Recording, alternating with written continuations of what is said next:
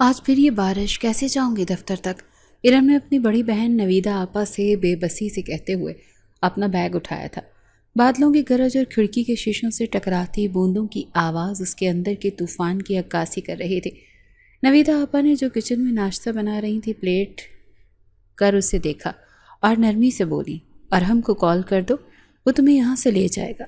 ارحم کا نام سنتے ہی ارم کے تاثرات بگڑ گئے۔ بس آپ رہنے ہی دیں، ارحم کو بلانے سے بہتر ہے میں بھیگتی ہوئی چلی جاؤں۔ پہلے اس کے احسان کم ہے مجھ پر جو ایک اور لے لوں۔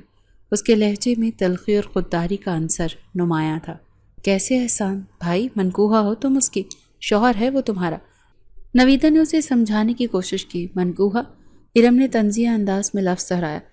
اگر اسے اتنا ہی خیال ہوتا تو آج میں یوں اس کے دفتر میں ایک معمولی معتمد کی نوکری نہ کر رہی ہوتی۔ وہ نکاح صرف ایک وعدے کی تکمیل تھا آپا، اور کچھ نہیں۔ اس کی آنکھوں میں نمی تیرنے لگی جس سے اس نے بڑی مشکل سے ضبط کیا۔ یہ تو تمہاری اپنی خودداری ہے ارم، اس کی طرف سے تو کوئی کمی نہیں۔ آپا نے ارحم کی طرفداری کرتے ہوئے کہا تو وہ مزید کچھ کہے بغیر خاموشی سے دروازے کی طرف بڑھ گئی۔ اسے معلوم تھا کہ اس موضوع پر بحث بے سود ہے۔ اس کے گھر والے ارحم کو ایک فرشتہ صرف انسان سمجھتے تھے، لیکن اس کے دل کا حال کوئی نہیں جانتا تھا۔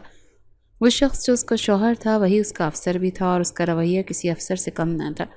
گھر سے نکلتے ہی بارش کی تیز بچھاڑ نے اس کا استقبال کیا۔ اس نے چھتری کھولی، لیکن تیز ہوا کے جھونکے پانی کو ہر طرف سے اس کے وجود پر پھینک رہے تھے۔ بس اسٹاپ تک کا 5 منٹ کا راستہ اسے میلوں کا سفر محسوس ہوا۔ جب تک وہ بس اسٹاپ تک پہنچے اس کے کپڑے، خاص طور پر پائنچے اور دوپٹہ بری طرح سے گیلے ہو چکے تھے۔ مسافر گاڑی کا انتظار کرتے ہوئے اسے دیر ہو رہی تھی۔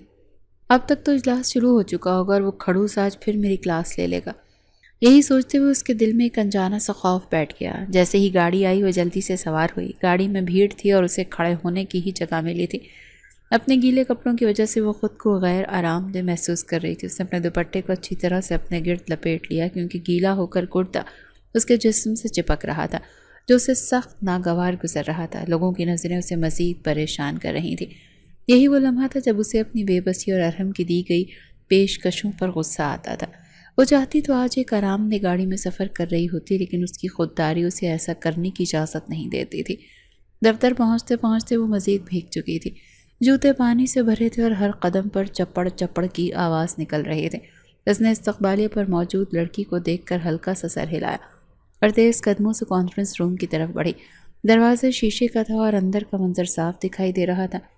ارحم گیلانی قیمتی لباس میں ملبوس پریزنٹیشن دے رہے تھے، اور اس کے چہرے پر سنجیدگی اور آنکھوں میں ایک خاص قسم کا روب تھا جو ہر کسی کو اس سے مروب کر دیتا تھا۔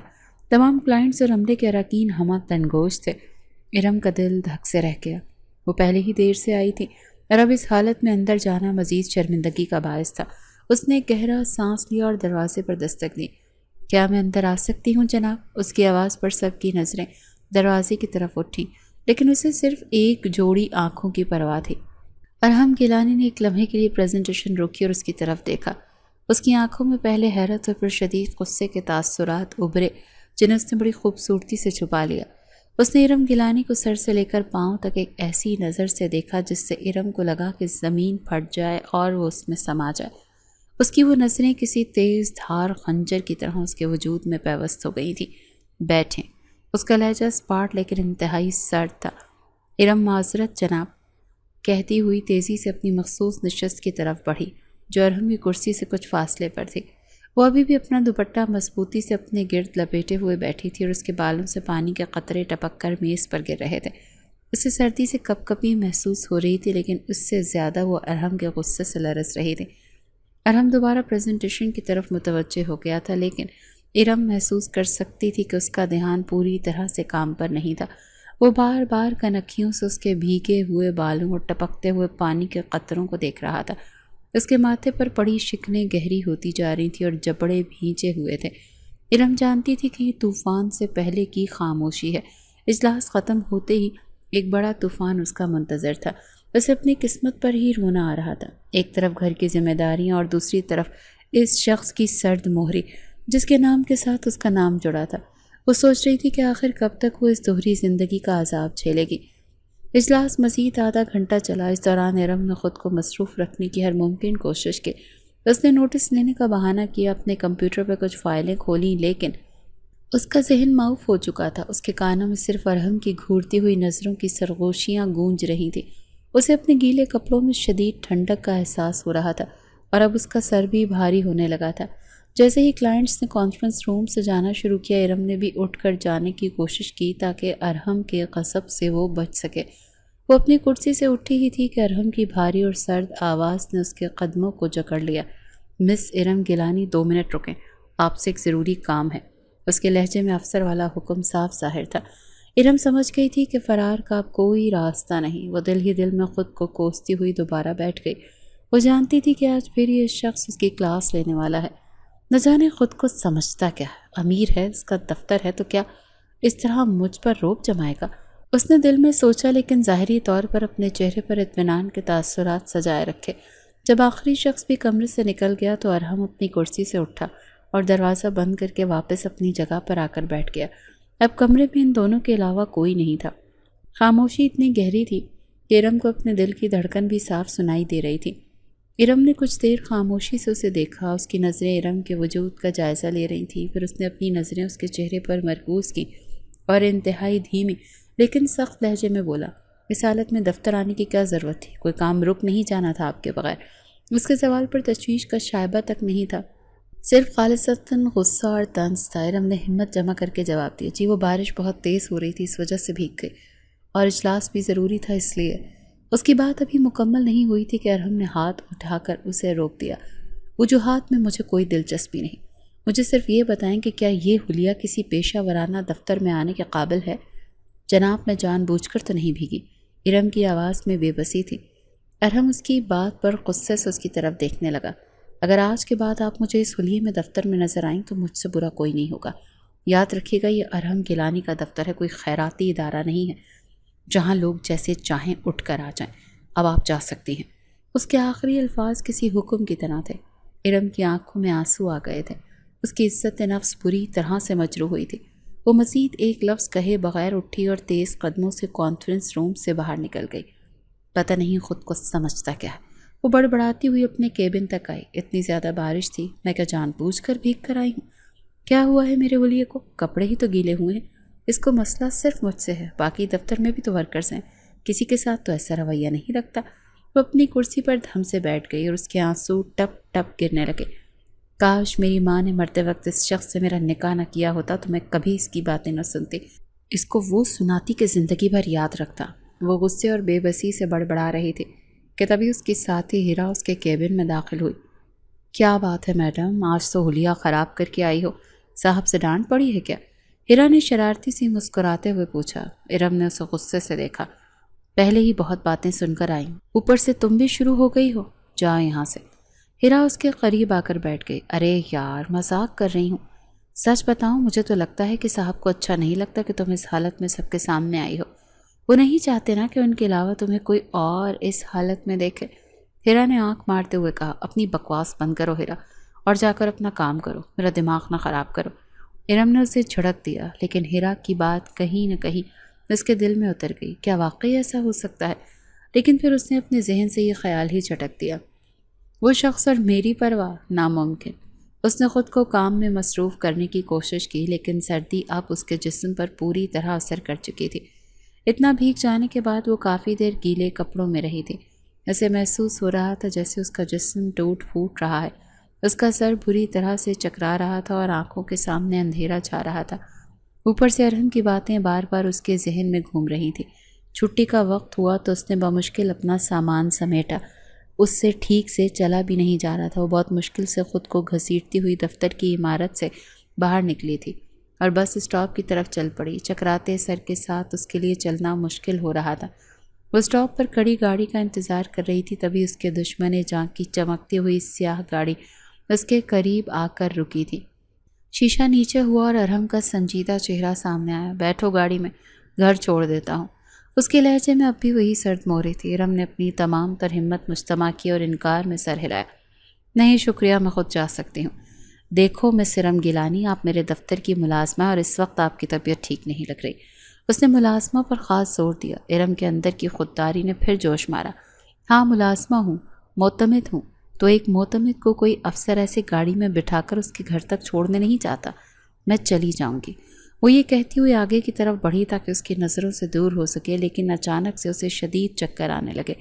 اس کی آنکھوں کے سامنے دنیا گھوم گئی اور ہر طرف اندھیرا چھا گیا۔ اس سے پہلے کہ وہ خود کو سنبھال پاتی وہ وہیں فٹ پاتھ پر گر گئی اور بے ہوش ہو گئی۔ ارحم جو اسے جاتے ہوئے دیکھ رہا تھا اسے گرتے دیکھ کر ایک لمحے کے لیے ساکت رہ گیا۔ پھر اگلے ہی پل وہ تیزی سے گاڑی کا دروازہ کھول کر اس کی طرف بھاگا۔ ارم ہوش کرو، کیا ہوا تمہیں؟ اس نے اس کا چہرہ تھپ تھپایا، لیکن وہ مکمل طور پر بے ہوشی کی حالت میں تھی۔ اس کے چہرے پر پریشانی کے گہرے سائے تھے۔ ارحم کا دل ایک لمحے کے لیے جیسے دھڑکنا بھول گیا۔ ارم کا بے جان وجود اس کے سامنے فٹ پاتھ پر پڑا تھا۔ بارش اب ہلکی ہو چکی تھی، لیکن ٹھنڈی ہوا اب بھی چل رہی تھی۔ سڑک پر آتے جاتے لوگ ایک نظر انہیں دیکھتے اور آگے بڑھ جاتے۔ ارحم نے ایک لمحہ بھی ضائع کیے بغیر اسے اپنے بازوؤں میں اٹھایا۔ اس کا وجود پرندے کے پر کی طرح ہلکا محسوس ہوا۔ اسے اٹھا کر وہ تیزی سے اپنی گاڑی کی طرف بڑھا اور احتیاط سے پچھلی سیٹ پر لٹا دیا۔ ارم آنکھیں کھولو، لیکن کوئی جواب نہیں آیا۔ اس کا چہرہ بخار کی شدت سے تپ رہا تھا۔ ارحم نے فوراً گاڑی سٹارٹ کی اور قریب ترین اسپتال کی طرف روانہ ہوا۔ گاڑی چلاتے ہوئے اس کی نظریں بار بار شیشے سے پیچھے بے سدھ پڑی ارم پر جا رہی تھیں۔ اس کے دل میں ایک عجیب سی ہلچل اور خوف تھا۔ وہ شخص جو کچھ دیر پہلے اس پر غصے سے لال پیلا ہو رہا تھا، اب اس کے لیے شدید پریشان تھا۔ اس کے ماتھے پر پسینے کے قطرے نمودار ہو گئے تھے۔ اسپتال پہنچ کر اس نے ارم کو دوبارہ اپنی باہوں میں اٹھایا اور ایمرجنسی وارڈ کی طرف بھاگا۔ ڈاکٹر پلیز جلدی دیکھیں اسے۔ فوراً اسٹریچر پر لٹایا گیا اور ڈاکٹر نے معائنہ شروع کیا۔ ارحم باہر بے چینی سے ٹہل رہا تھا۔ ہر گزرتا لمحہ اس پر بھاری تھا۔ اسے خود پر شدید غصہ آ رہا تھا۔ کیوں ڈانٹا میں نے اسے؟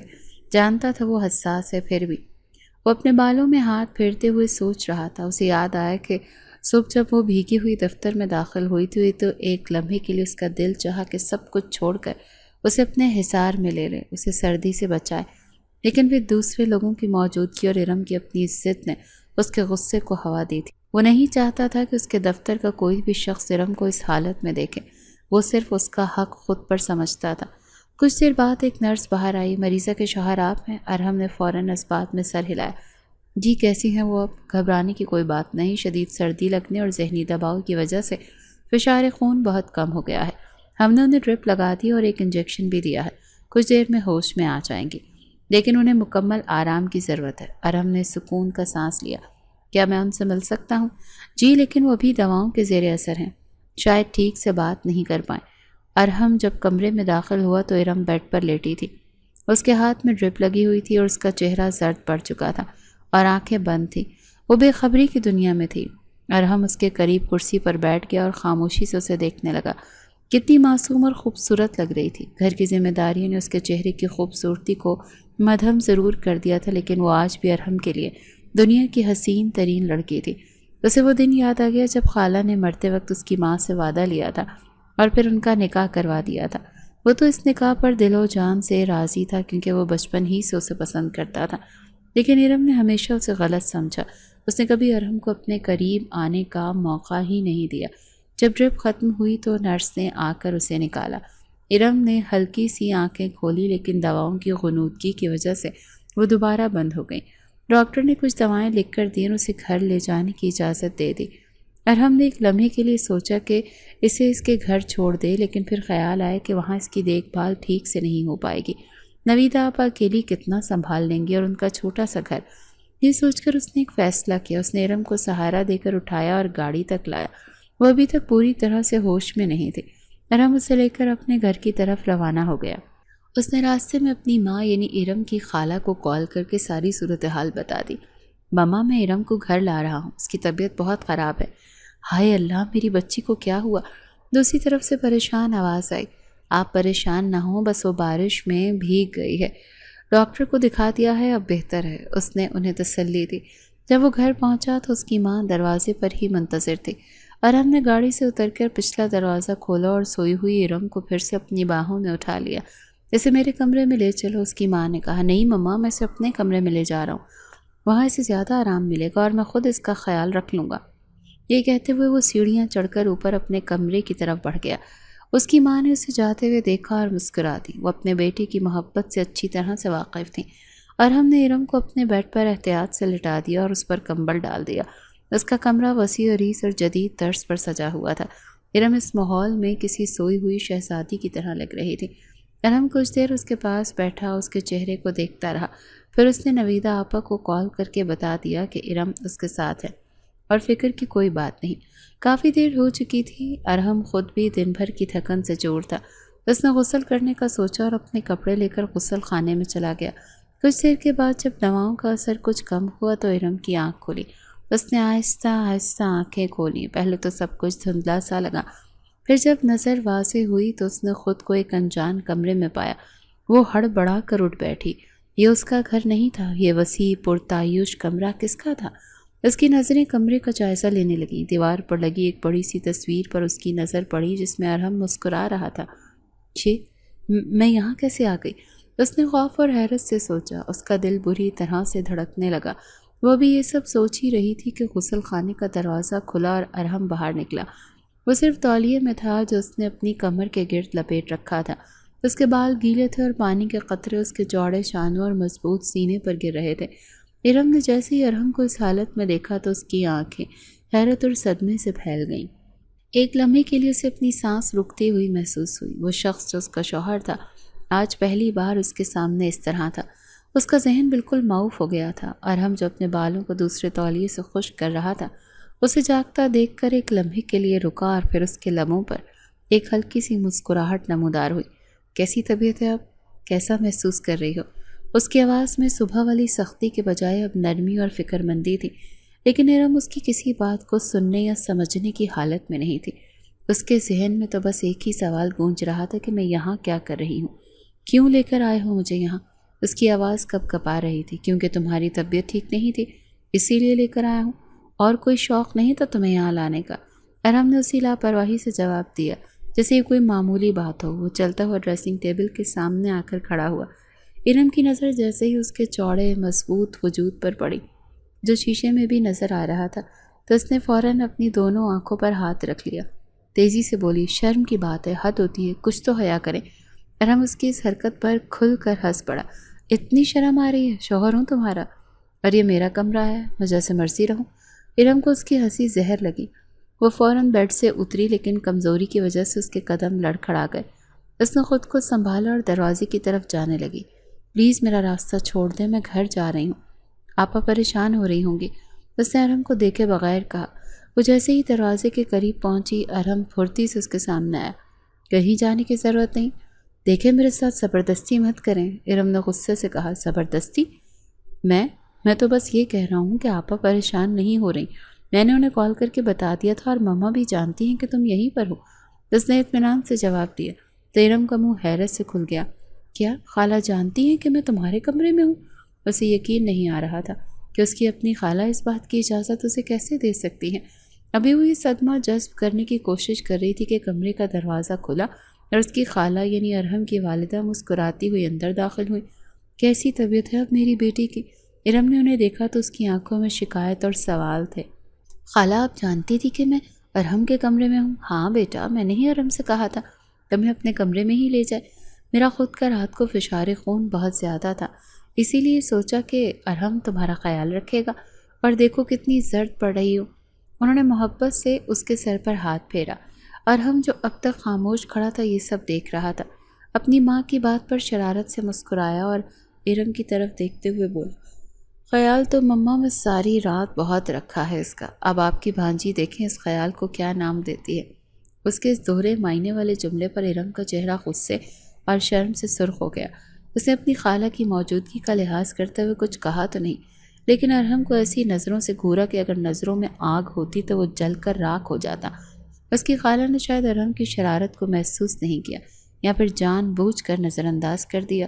وہ ارہم سے بولی، اچھا بیٹا تم بیٹھو آرام کرو، ابھی جانے کی کوئی ضرورت نہیں ہے، میں نے نویدہ کو بتا دیا ہے کہ دفتر جاتے ہوئے ہم تمہیں گھر چھوڑ دیں گے اور آج تمہیں دفتر جانے کی بھی کوئی ضرورت نہیں ہے، آرام سے رہو۔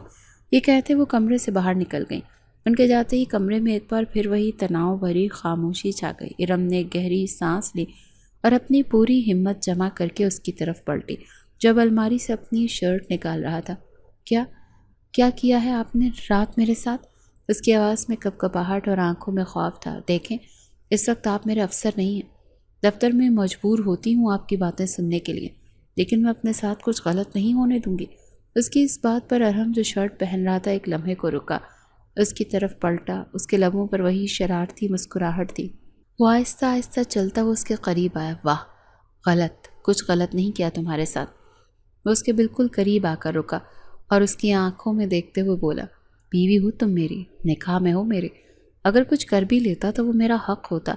ارحم کی قربت اور اس کی باتوں سے ارم کا دل زور زور سے دھڑکنے لگا۔ وہ ساری رات اکیلی اس کے کمرے میں تھی اور ایک ہی بیڈ پر۔ کیا وہ میرے قریب لیٹا تھا؟ اس کا سانس بمشکل نکل رہا تھا۔ اس کے ذہن میں طرح طرح کے وسوسے جنم لے رہے تھے۔ ارم اس کے چہرے پر آتے جاتے رنگوں اور اس کے خوفزدہ آنکھوں کو دیکھ کر محسوس ہو رہا تھا۔ اسے ارم کو تنگ کرنے میں ہمیشہ ہی مزہ آتا تھا، اور آج تو موقع بھی تھا اور دستور بھی۔ ارحم کے ذہن میں جو طوفان برپا تھا وہ اس کی شدت سے بخوبی واقف تھا۔ کیا سوچ رہی ہو؟ ارحم نے اپنی بھاری آواز میں سرگوشی کی۔ اس کی سانسیں ارم کے چہرے سے ٹکرا رہی تھیں، جس سے ارم نے گھبرا کر اپنی نظریں جھکا لیں۔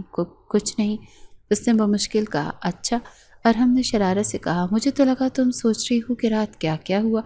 ارحم کی بات سن کر ارم نے ہمت کر کے نظریں اٹھائیں اور سیدھا اس کی آنکھوں میں دیکھا۔ دیکھیں ارحم، میں مذاق کے موڈ میں بالکل نہیں ہوں، مجھے سچ سچ بتائیں، ورنہ کیا؟ ارحم نے اس کی بات کاٹی۔ ورنہ کیا کر لو گی تم؟ خالہ کو بلاؤ گی؟ وہ تو خود مجھے اجازت دے کر گئی تھی۔ ارحم کی یہ بات سچ تھی۔ ارم بالکل بے بس تھی۔ اس کی آنکھوں میں آنسوں کی ایک پتلی سی تہہ ابھر آئی۔ اسے اپنی بے بسی پر شدید رونا آ رہا تھا۔ ارم نے اس کی آنکھوں میں نمی دیکھی تو اس کا دل ایک لمحے کے لیے بسیج گیا۔ اسے احساس ہوا کہ وہ شاید کچھ زیادہ ہی کر گیا ہے۔ اس نے ایک قدم پیچھے ہٹایا اور ڈریسنگ ٹیبل کے سامنے کھڑے ہو کر اپنی شرٹ کے بٹن بند کرنے لگا۔ ماحول کی کشیدگی کچھ کم ہوئی۔ ارم نے سکون کا سانس لیا۔ ارم نے شیشے میں سے ارم کے عکس کو دیکھتے ہوئے کہا، اتنا کمزور نہیں ہوں کہ بغیر رخصتی کے ہی تم پر اپنا حق جمانے لگوں۔ اس کی یہ بات سن کر ارم کو تھوڑی تسلی ہوئی۔ اس نے وہ جو کچھ بھی کہا تھا وہ صرف اسے تنگ کرنے کے لیے کہا تھا۔ حقیقت میں ایسا کچھ نہیں تھا۔ ارم نے دل ہی دل میں اللہ کا شکر ادا کیا۔ ارحم نے اپنی بات جاری رکھی، ہاں لیکن پوری رات تمہارے ساتھ گزارنے کے بعد میں ایک فیصلے پر ضرور پہنچا ہوں۔ ارم نے سوالیہ نظروں سے اسے دیکھا۔ میں اس نتیجے پر پہنچا ہوں کہ ایک شادی شدہ انسان کو اکیلے رہنے میں تھوڑی دقت پیش آتی ہے۔ اس نے اپنے بالوں میں کنگھی کرتے ہوئے کہا، اسی لیے مجھے لگتا ہے کہ مجھے جلد از جلد رخصتی کروا لینی چاہیے۔ یہ سننا تھا کہ ارم کے پیروں تلے سے زمین ہی نکلنے لگ گئی۔ اس کے رخسار جو پہلے غصے سے سرخ تھے اب شرم اور گھبراہٹ سے لال ہو گئے۔ رخصتی؟ یہ لفظ اس کے لیے کسی دھماکے سے کم نہیں تھا۔ نہیں کروانی مجھے کوئی رخصتی۔ وہ فوراً بولی، میرا پورا گھر میرے سہارے چلتا ہے، یہ بات آپ اچھے طریقے سے جانتے ہیں۔ یہ کہتے ہوئے وہ واپس مڑی اور جانے لگی، لیکن اسی لمحے ارم نے تیزی سے آگے بڑھ کر اس کے بازو کو تھام لیا۔ ارم یار، کیوں کرتی ہو تم ایسے؟ اس کے لہجے میں اب شرارت نہیں بلکہ ایک اپنائیت اور ہلکی سی جھنجھلاہٹ تھی۔ جانتا ہوں کہ تمہارے اندر خودداری ہے، لیکن تمہارا شوہر ہوں میں، اور خالو اور آپا وہ بھی میرے کچھ لگتے ہیں۔ کیا میں ان کے چھوٹے چھوٹے اخراجات بھی پورے نہیں کر سکتا؟ نہیں کر سکتے، ارم نے سختی سے جواب دیا، کیونکہ وہ میرے گھر والے ہیں، ان کے اخراجات میں ہی پورے کروں گی۔ ارم کو اس کی ضد پر غصہ آیا۔ اس نے اس کا بازو کھینچ کر اسے خود کے قریب کیا۔ لیکن اب میں تمہیں ایسا نہیں کرنے دوں گا۔ اس نے ارم کی آنکھوں میں آنکھیں ڈالتے ہوئے فیصلہ کن لہجے میں کہا۔ ارم کی گرفت مضبوط تھی اور اس کی قربت ارم کے حواس مختل کر رہی تھی۔ چھوڑے مجھے ارم، ورنہ میں خالہ کو بلاؤں گی، اس نے دھمکی دی۔ ارم اس کی بات پر ہنس پڑا، تو خالہ کیا کریں گے؟ خالہ نے خود اجازت دی ہے ساری رات تمہیں اپنے کمرے میں رکھنے کی۔ چاہتا تو اپنا حق لے سکتا تھا، لیکن میں خود کو تمہاری نظروں میں کمزور ثابت نہیں کرنا چاہتا۔ وہ جان گئی تھی کہ وہ کس حق کی بات کر رہا ہے۔ اس کی یہ بات ارم کے دل پر لگی۔ وہ ایک لمحے کے لیے خاموش ہو گئی۔ ارم نے اس کی خاموشی کو محسوس کیا اور اب سے اپنی گرفت ڈھیلی کر دی۔ اسی لمحے ارم خود کو اس کی گرفت سے آزاد کرواتے ہوئے تیزی سے اس کے کمرے سے باہر ہو گئی۔ ارم نے اسے جاتے ہوئے دیکھا اور اس کے لبوں پر ایک فاتحانہ مسکراہٹ آ گئی۔ وہ مسکراتا ہوا دوبارہ ڈریسنگ ٹیبل کے سامنے کھڑا ہو کر خود کو دیکھنے لگا۔ آج کئی سالوں کے بعد اسے لگا تھا کہ اس نے ارم کے سامنے صرف اپنا غصہ ہی نہیں بلکہ اپنا حق بھی جتایا تھا۔ وہ جانتا تھا کہ ارم کی خودداری کی دیوار بہت مضبوط ہے، لیکن وہ اسے توڑنے کا ہنر بھی جانتا تھا۔ ارم جب کمرے سے باہر نکلی تو سیدھا نیچے کچن کی طرف چلی گئی جہاں اس کی خالہ ناشتہ لگوا رہی تھی۔ خالہ میں گھر جا رہی ہوں، اس نے آتے ہی کہا۔ ارے ایسے کیسے جاؤ گی تم؟ اور ہم چھوڑ آئے گا نا تمہیں جاتے ہوئے، اور تمہاری طبیعت بھی تو ٹھیک نہیں، بیٹھو پہلے ناشتہ کرو۔ نہیں خالہ، مجھے عادت ہے بسوں اور کرائے کی گاڑیوں کا سفر کرنے کی، میں چلی جاؤں گی، ارم نے ضد کی۔ ارے نہیں بیٹا، یہ تم اپنی ضد کی وجہ سے کرتی ہو، ورنہ ارہم کو بالکل اچھا نہیں لگتا یہ سب کچھ۔ خالہ نے اسے پیار سے سمجھایا۔ تمہاری آپا بھی ہمیشہ سے یہی چاہتی تھی کہ تمہاری اور ارہم کی شادی ہو۔ میں نہیں چاہتی کہ تم لوگ اس کرائے کے چھوٹے سے گھر میں رہو۔ میرا ہے ہی کون ارہم کے علاوہ، اور تم لوگ بھی تو میری اولاد کی طرح ہو۔ میں تو چاہتی ہوں کہ نویدہ بھی اسی گھر میں آ جائے، اس کے لیے بھی کوئی اچھا سا رشتہ ڈھونڈ کر اس کی شادی کر دوں۔ ارم خاموشی سے ان کی باتیں سنتی رہی۔ وہ جانتی تھی اس کی خالہ ان سے کتنی محبت کرتی ہیں۔ جی خالہ، میں بھی یہی سوچ رہی تھی کہ آپ ہی کی شادی ہو جانی چاہیے، ساری عمر تو ایسے نہیں بیٹھی رہیں گی نا، اور پھر چھوٹا ریحان ہے، اس کی تعلیم مکمل ہوگی تو وہ بھی کسی قابل ہو جائے گا۔ ہاں بس تم اس گھر میں آ جاؤ، پھر دیکھنا تمہارے ابا کا بھی اچھے سے علاج ہو جائے گا۔ ان کی باتوں کے دوران ہی ارہم بھی تیار ہو کر نیچے آ گیا۔ اس نے ارہم کو ایک نظر دیکھا اور پھر ناشتے کی میز پر بیٹھ گیا۔ ناشتے کے دوران خاموشی رہی، لیکن ارہم بار بار کنکھیوں سے ارم کو دیکھ لیتا، جس سے وہ مزید بے چین سی ہو جاتی تھی۔ ناشتے کے بعد ارہم اسے چھوڑنے کے لیے جانے لگا۔ اس نے فرنٹ سیٹ کا دروازہ کھولا اور ارم کا انتظار کرنے لگا، لیکن ارم خاموشی سے پچھلی سیٹ کا دروازہ کھول کر بیٹھنے لگی۔ ارم نے یہ دیکھا تو اس کے ماتھے پر بل پڑ گئے۔ اس نے تیزی سے اس کا بازو تھام لیا۔ میڈم، ڈرائیور نہیں ہوں آپ کا، آگے بیٹھیں۔ اس کے لہجے میں حکم تھا۔ ارم نے ایک ناراض نظر اس پر ڈالی، لیکن خاموشی سے اگلی سیٹ پر آ کر بیٹھ گئی۔ پورے راستے دونوں کے درمیان مکمل خاموشی رہی۔ ارہم نے ہلکی آواز میں موسیقی لگا لی، جبکہ ارم باہر سڑک کو دیکھنے لگی۔ ارہم گاڑی چلاتے ہوئے بار بار اس کی جانب دیکھ رہا تھا۔ سچ میں یہ بہت خوبصورت ہے، اس نے دل میں سوچا۔ وہ اسے بچپن سے محبت کرتا تھا، لیکن کبھی اظہار نہیں کیا تھا۔ وہ جانتا تھا کہ وہ شروع ہی سے ایسی ہے، ذرا ذرا سی باتوں پر غصہ کرنے والی، ذمہ داریاں نبھانے والی، سب سے بڑھ کر خوددار۔ لیکن سچ تو یہ تھا کہ اسے اس کی انہی اداؤں سے تو محبت تھی۔ وہ اس محبت کا اظہار اس وقت اس سے کرنا چاہتا تھا جب وہ مکمل طور پر اس کی ہو جاتی۔ اس نے ارم کو اس کے گھر کے سامنے چھوڑا اور کچھ کہے بغیر دفتر چلا گیا۔ آج دفتر میں سارا دن ارم کا دل نہیں لگا۔ شام کو جب وہ گھر واپس آیا تو اس کے چہرے پر ایک عزم تھا۔ رات کے کھانے پر اس نے اپنے والدین سے وہ فرمائش کر دی جس کے لیے وہ خود بےتاب تھا۔ پاپا، میں چاہتا ہوں کہ اب میری اور ارم کی رخصتی ہو جانی چاہیے۔ آپ کو نہیں لگتا کہ نکاح کو کافی ٹائم گزر چکا ہے؟ اس کی اس بات پر اچانک سے اس کی ماں خاموش ہوتی اسے دیکھنے لگی۔ بیٹا، میں تو تمہاری وجہ سے رکی ہوئی تھی، کیونکہ تم ہی چاہتے تھے کہ ارم کو تھوڑا ٹائم دیا جائے، لیکن ارم کی خودداری اس کے اندر سے تبھی ختم ہوگی جب وہ اس گھر میں آ جائے گی۔ تو ٹھیک ہے مما، آپ نویدہ آپا سے بات کریں اور شادی کی تاریخ طے کر لیں۔ میں اسی ہفتے شادی چاہتا ہوں، ارم نے فیصلہ کن انداز میں کہا۔ کیا اتنی جلدی بیٹا؟ بہت سی تیاریاں کرنی ہوتی ہیں۔ اس کے والد نواز گیلانی نے حیرت سے کہا۔ آپ تیاریوں کی فکر نہ کریں بابا، سب کچھ ہو جائے گا، بس آپ لوگ بات کریں۔ ارم کے لہجے میں اتنی سنجیدگی تھی کہ وہ دونوں سمجھ گئے کہ وہ اپنے فیصلے پر قائم ہے۔ اس کے والد بھی حیران تھے کہ جو لڑکا ہمیشہ ارم کو وقت دینے کی بات کرتا تھا وہ آج اتنی جلدی شادی کے لیے کیسے مان گیا۔ لیکن وہ دل ہی دل میں خوش بھی تھے، کیونکہ وہ ارم کو اپنی بہو کے روپ میں دیکھنے کے لیے بےتاب تھے۔ اگلے دن ارم کی والدہ ارم کے گھر پہنچ گئی تھیں۔ ارم بھی آج طبیعت کی خرابی کی وجہ سے گھر پر ہی تھی۔ اپنے خالہ کو اچانک دیکھ کر وہ آگے بڑھی۔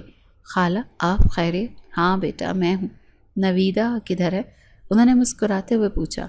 آپ ہی اپنے کمرے میں آئے نا، میں آپ کو ان کے پاس لے چلتی ہوں۔ وہ اپنی خالہ کو نویدہ کے کمرے میں لے گئیں۔ نویدہ انہیں دیکھ کر بہت خوش ہوئی۔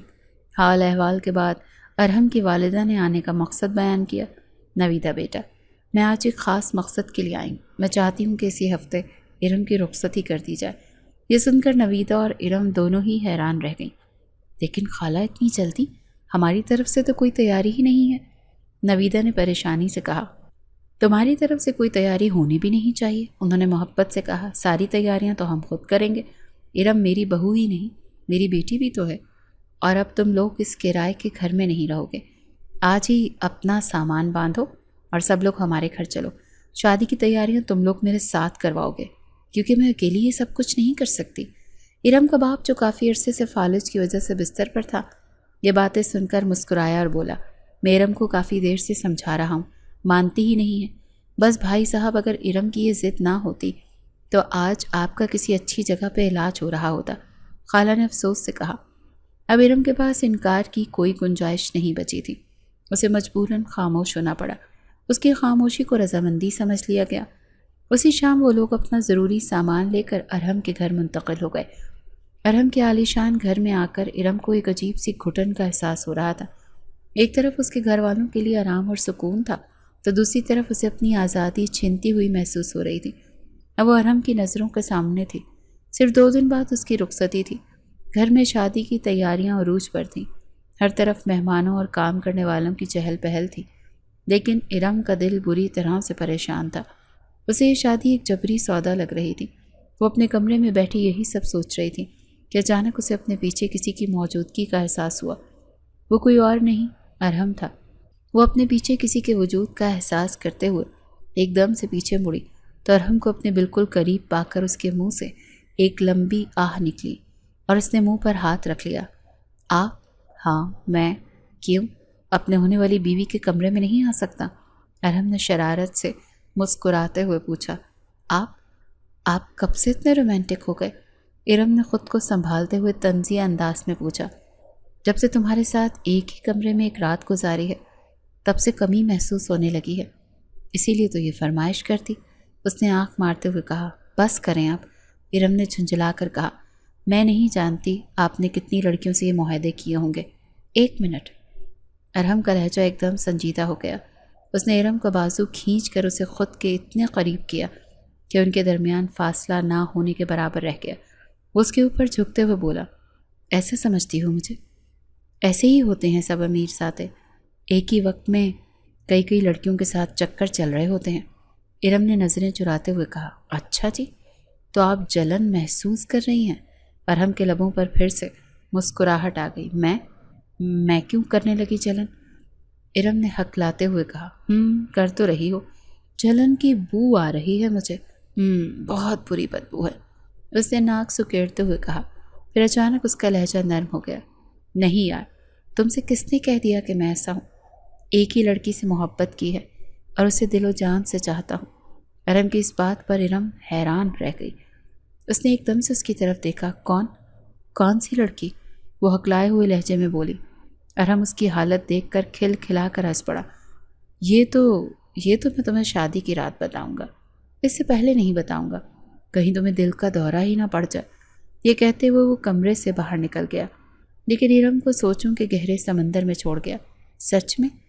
کیا وہ سچ میں کسی اور سے محبت کرتا ہے؟ تو پھر مجھ سے شادی کیوں کر رہا ہے؟ کیا یہ بھی کسی وعدے کا حصہ ہے؟ اس کا دل ڈوبنے لگا۔ آخرکار دونوں کی شادی کا دن آن پہنچا۔ گھر کسی محل کی طرح سجا ہوا تھا، ہر طرف روشنی اور پھولوں کی بہار تھی۔ مہمانوں کی آمد کا سلسلہ جاری تھا۔ ارم کی خالہ اور نویدہ آپا نے مل کر سارے انتظامات کو اس قدر بہترین طریقے سے سنبھالا تھا کہ کسی چیز کی کوئی کمی محسوس نہیں ہو رہی تھی۔ ارم کو بنا سنوار کر لایا گیا تھا۔ وہ سرخ رنگ کے عروسی جوڑے میں ملبوس کسی حور سے کم نہیں لگ رہی تھی۔ اس کا حسن آج جوبن پر تھا، لیکن اس کے دل میں ایک عجیب سی بے چینی اور خوف تھا۔ اس کے ذہن میں بار بار ارہم کے الفاظ گونج رہے تھے۔ ایک ہی لڑکی سے محبت کی ہے، اسے ہی دل و جان سے چاہتا ہوں۔ آج رات اسے اس سوال کا جواب ملنے والا تھا، لیکن وہ اس جواب سے خوفزدہ تھی۔ وہ کیسے برداشت کرے گی کہ اس کا شوہر کسی اور سے محبت کرتا ہے؟ نکاح کی تقریب شروع ہوئی۔ قاضی صاحب نے اس سے ایجاب و قبول کے لیے پوچھا تو ایک لمحے کے لیے اس کے لب سل گئے۔ اس نے ایک نظر اپنے بیمار باپ کے مسکراتے چہرے اور اپنی بہن کی امید بھری آنکھوں اور اپنی خالہ کی محبت بھری نگاہوں پر نظر ڈالی تو کانپتے ہوئے ہونٹوں سے قبول ہے کہہ دیا۔ ارہم کے چہرے پر ایک فاتحانہ مسکراہٹ تھی۔ اس نے بھی بلند آواز میں قبول ہے کہا۔ نکاح کے بعد اسے ارہم کے برابر بٹھا دیا گیا۔ اس نے ہمت کر کے نظر اٹھا کر ارہم کو دیکھا جو اسی کو دیکھ رہا تھا۔ اس کی آنکھوں میں ایک عجیب سی چمک تھی جسے ارم سمجھ نہ سکی۔ رخصتی کا وقت آیا تو ارم اپنے گھر والوں سے مل کر بہت روئی۔ خاص طور پر اپنے باپ سے رخصت ہوتے ہوئے اس کا دل بھر آیا۔ اس کے والد نے اس کے سر پر ہاتھ رکھ کر اسے ڈھیروں دعائیں دی۔ پھولوں سے سجی گاڑی میں بیٹھ کر ارم کو لگا جیسے وہ اپنی پرانی زندگی کو ہمیشہ کے لیے پیچھے چھوڑ آئی ہے۔ جب وہ ارم کے گھر پہنچے، جو اب اس کا بھی گھر تھا، تو اس کا استقبال دھوم دھام سے کیا گیا۔ تمام رسموں کے بعد ارم کی ماں اسے اس کمرے تک چھوڑنے آئی۔ یہ وہی کمرہ تھا جہاں وہ اس دن بے ہوش ہو کر آئی تھی، لیکن آج اس کمرے کی شان ہی کچھ اور تھی۔ اسے پھولوں اور شمعوں سے بے حد خوبصورتی سے سجایا گیا تھا۔ آج وہ اس کمرے میں پورے حق کے ساتھ آئی تھی، لیکن اس کے دل میں ایک دھڑکا سا لگا ہوا تھا۔ آج ارم اسے وہ بات بتانے والا تھا جو اس حقیقت کا سامنا کرنے کے لیے خود کو ذہنی طور پر تیار کر رہی تھی۔ وہ کیسے برداشت کرے گی یہ سب؟ کچھ دیر کے بعد کمرے کا دروازہ کھلا اور ارم اندر داخل ہوا۔ اس نے سنہرے رنگ کی شیروانی پہنی ہوئی تھی جس میں وہ کسی شہزادے سے کم نہیں لگ رہا تھا۔ اس نے دروازہ بند کیا اور آہستہ آہستہ چلتا ہوا بیڈ کے قریب آیا جہاں ارم گھونگھٹ نکالے بیٹھی تھی۔ وہ اس کے قریب بیٹھ گیا۔ ارم نے اپنی سانسیں روک لی۔ اسے لگا جیسے وقت تھم گیا ہو۔ ارم نے دھیرے سے اس کا گھونگھٹ اٹھایا۔ ارم کا چاند سا چہرہ دیکھ کر وہ ایک لمحے کے لیے ساکت رہ گیا۔ اس کے منہ سے بے اختیار نکلا۔ پھر اس نے ارم کی ٹھوڑی کو پکڑ کر اس کا چہرہ اوپر کیا اور اس کی آنکھوں میں دیکھتے ہوئے بولا، میری 20 سال کی محبت آج میرے سامنے ہے اور ایسا محسوس ہو رہا ہے جیسے دنیا کی ہر خوشی مجھے مل گئی ہو۔ کوشش کروں گا ارم کہ ہمیشہ اس محبت کو نبھاؤں۔ ارم کے الفاظ ارم کی سماعت سے ٹکرائے تو اسے لگا جیسے اس نے کچھ غلط سنا ہے۔ 20 سال کی محبت؟ وہ حیرانگی سے اس کی طرف دیکھنے لگی۔ اس کی آنکھوں میں بے یقینی اور سوالات کا ایک سمندر تھا۔ کون سی محبت؟ اس نے بمشکل پوچھا۔ اسے ڈر تھا کہیں ارم اس لڑکی کا نام نہ لے لے جس کا ذکر اس نے اس دن کیا تھا۔ ارم اس کی آنکھوں میں الجھن دیکھ کر مسکرایا۔ تم سے محبت ارم، صرف تم سے۔ مجھ سے؟ ارم کو اب بھی یقین نہیں آ رہا تھا۔ آپ مجھ سے محبت کرتے ہیں؟ ظاہر ہے بھائی، تم میری بیوی ہو تو تم سے ہی محبت کرنی ہے نا۔ کسی اور سے کروں گا تو تمہاری جان نہیں نکل جائے گی؟ اس نے شرارت سے کہا۔ نکل جائے گی جان میری، ارم نے جذبات کی رو میں بہتے ہوئے کہا۔ آپ بتا رہے ہیں مجھے کہ آپ مجھ سے محبت کرتے ہیں؟ پتہ ہے میں نے اتنے سال کتنی بے چینی میں گزارے ہیں۔ اس کی آنکھوں سے آنسو بہنے لگے۔ ارم نے محبت سے اس کے آنسو پہنچے۔ کتنی بے چینی میں گزارے ہیں بتاؤ مجھے۔ اتنے سالوں سے آپ سے محبت کرتی تھی، لیکن ہمیشہ یہی سوچ کر خود کو روک لیتی تھی کہ آپ امیر زادے ہیں اور کسی اور سے محبت کرتے ہوں گے۔ آپ سے نکاح بھی ہو گیا، لیکن پھر بھی ایسا ہی محسوس ہوتا تھا جیسے آپ میرے نہیں ہیں۔ ارم نے روتے ہوئے اپنے دل کا سارا حال کہہ سنایا۔ ارے پاگل، کیسے سوچ لیا تم نے یہ؟ ارم نے اسے اپنی باہوں میں بھر لیا۔ اگر میں تمہیں پسند نہ کرتا، تم سے محبت نہ کرتا، تو کیا میں تمہارے ساتھ نکاح کرتا؟ نہیں نا، محبت کرتا تھا تم سے، بچپن سے کرتا تھا، اسی لیے تمہارے ساتھ نکاح کیا۔ میں تو سمجھی پتہ نہیں خالہ کے وعدے کی وجہ سے۔